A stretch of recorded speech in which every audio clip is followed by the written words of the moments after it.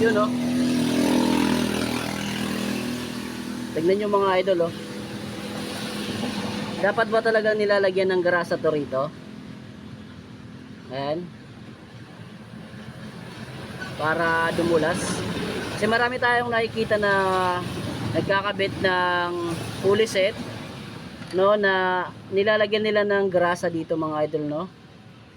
Ayan. O kung ano naman yung mga ginagamit nilang pang lubricate dyan. At hinahayaan nilang naka ganyan, no. Ayan o, grasa yan eh. Oh.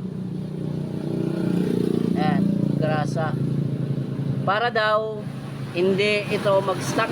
Kasi oo nga naman, nag-i-stuck ka naman talaga to, no. Bakit nga ba nag-i-stuck yan? Dahil sa sobrang init ng makina, no. Dahil kulang ang iyong langis na iyong makina, yung mga idol. Yan, so sa